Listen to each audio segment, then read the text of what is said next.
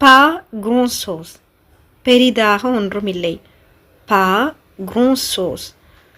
Tu as acheté quelque chose? நீ ஏதாவது வாங்கினாயா? Pas grand-chose. பெரிதாக எதுவும் வாங்கவில்லை. Pas grand-chose. En attendant, இதற்கிடையில் அல்லது அதுவரைக்கும் என்ற அர்த்தங்களில் வரும். உதாரணமாக, En attendant ton arrivée, je vais lire un livre. En attendant ton arrivée, நீ வரும் வரைக்கும் Je vais lire un livre. நான் ஒரு புத்தகம் வாசிக்கப் போகிறேன். Ça m'agace. அது எனக்கு எரிச்சலாக இருக்கிறது. Ça m'agace quand il est en retard. அவன் தாமதமாக இருக்கும்போது எனக்கு எரிச்சலாக இருக்கிறது.